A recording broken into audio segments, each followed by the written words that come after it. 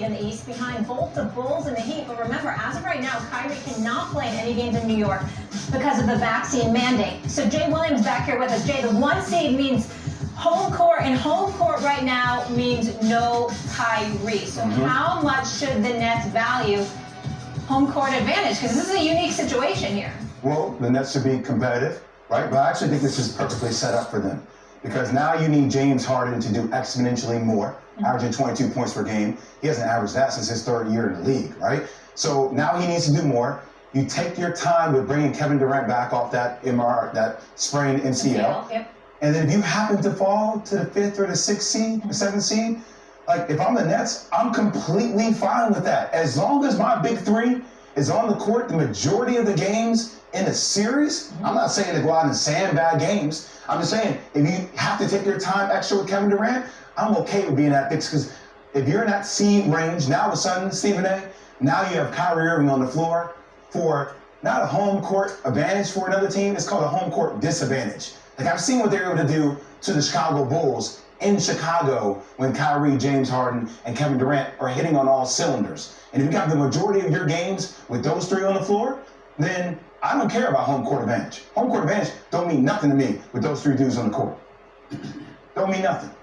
And it doesn't mean I'm not being as competitive, because I know y'all gonna try to twist something. Whatever the hell gives me the best advantage to win a world championship, an NBA championship. So, before I go any further with this, let me make sure, I want to get you on record. Yeah, you're gonna clarify. On your national television. Are you an advocate of the Nets losing enough games where they end up being the road team more than being the home team for the sole express purpose of ensuring that the part-time player that is Kyrie Irving is available? Are you advocating that? Are you advocating that? Jay, what? Can I have some water on this? Yeah, get him some water. Get him some water. Get some water, Russ. Thank you very much. Go ahead, get some water. Go ahead. I'm just, you know what I'm saying? Yeah, I got bottle right here. You need it? Hold on, Russ. First off, you need it? First off, there you go. Thank you. First go off, ahead. You know who I am. That's why I'm asking. You know that's how competitive I am. I can't answer the question. I can't answer the question. All I'm saying, I can't. If it happens that I'm going to take my time and bring Kevin Durant back, that we happen to fall into that seed range that allows us to have our big three on the court, that gives us the best chance to win. Right. If it happens that way, fine. But I'm not chasing a top seed just to have home court advantage. I'm trying to win, but if I happen to lose, I'm okay with that. All right, there we go. Is that a way of answering the question? No. Because see, I'm switching now. And I love the fact that this is frustrating you, because various times you've come on this show, we're supposed to just give a perspective and a take. What you do is you turn into Mike Wallace or Ed Bradley or somebody asking a bunch of questions. So now yes, I don't ask questions. I give you my position. But you ask questions. Now it's my turn. Sure. But let me ask you this question. Ask away. What if Kevin Durant were not hurt? And Kevin Durant, James Harden. Different scenario. No. What I'm saying is, at that particular moment in time, because the part-time player that is Kyrie Irving, you're so fixated on the playing at home, so right? Fixated. Well, yeah, I am. So what I'm saying to you is that, would you be an advocate of them being a road team instead of the home team for the express purpose of Kyrie Irving being better? Why is this man asking me hypothetical questions? I'm telling you what It's not hypothetical. It is. What if Kevin Durant wasn't hurt? He is hurt. What are you talking about? No. He is hurt. I'm giving you my Kyrie ain't hypothetical. That ain't hypothetical. But you're fixated on this part-time thing. And by the way, I heard you yesterday, which was so disappointing from you. Yeah. Are you going to turn this into a negative spin? I disappoint you a lot. Well, you do, especially with this topic. No, it's nothing else. It's really Kyrie Irving. That's where you and I disagree. Go ahead, man. There's nothing else. I'm saying, there's really nothing else we disagree about if you really think about it. We usually agree on most things. Kyrie Irving is where we part like the Red Team. Because you said it would be a disgrace if the Nets won the championship. Tell me what you did say. Because I heard you, but I want to hear you say it live. It would be terrible for the game of basketball. I said on NBA Countdown. I said on First Take. I'm saying all year long. I'm praying for you. One of the worst things, and remember, this is coming from me. Okay. I'm Knicks first, New York Orleans. Okay. Right? This is the exception. If the Brooklyn Nets, who have compromised themselves, capitulated to Kyrie Irving, if they capitulated.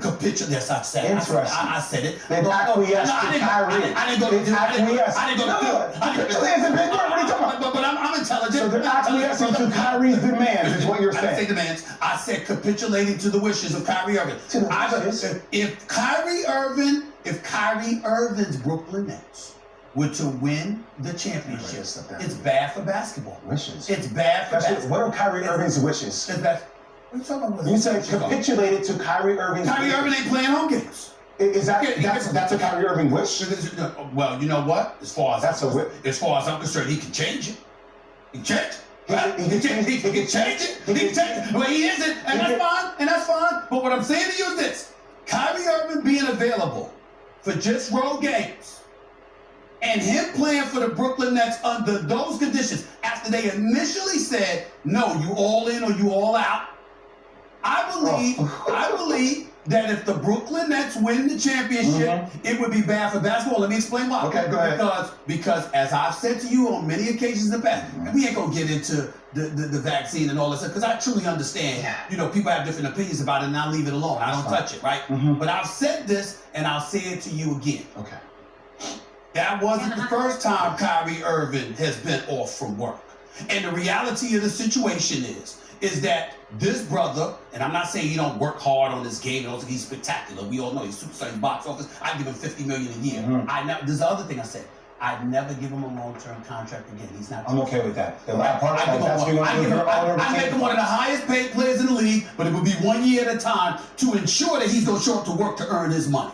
And I'm saying to you, if he wins and they win, watch how you got a whole bunch of people in the league that's going to feel like it's cool. Because you start this kind of stuff.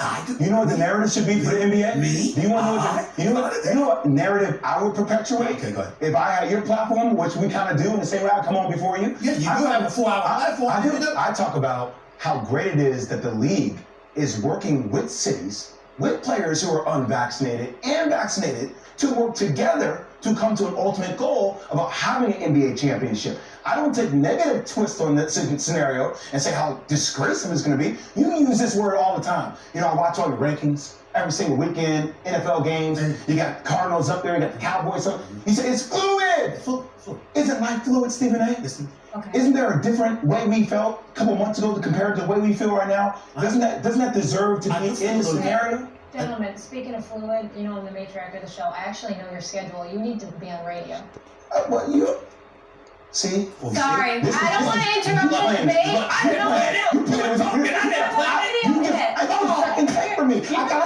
You're about to miss your radio hit. Go ahead, man. Do you have anything else you want to say before you go? All I'm saying, it's starting to become a big issue with me on how I feel like you limit Kyrie every single day.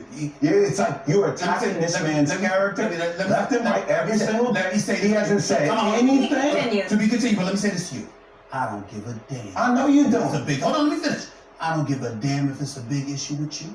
I don't give a damn if you talk about it every morning. I don't give a damn what you think I think about Kyrie Irving. I spit facts when it comes to that. That's your opinion. Don't complete your opinion with facts. Stop completing your opinion with facts. Just because Stephen A. yells it doesn't make it right. It don't make it factual. Excuse me. You ain't timid. You yell. Oh, because you're making me yell. I ain't making. Oh, you ain't control yourself. What is my demeanor mostly? I sit back and I listen. My demeanor is I sit back and I listen. Did Kyrie ever skip out on the scene last year because of the riots at the U.S. Capitol? Do you know what happened last year with the George Floyd? Was that not an emotional time thing? Were you not on TV every day talking about how it was to be as a black man? We were at work. And my thing. We were at work. Everybody else showed up to work. That's how you choose to look at your job. You're making a pass. I'm not making a pass. You're an apologist. Now I'm Kyrie Irving apologist. Absolutely. I've been on TV. I never said that about anybody else.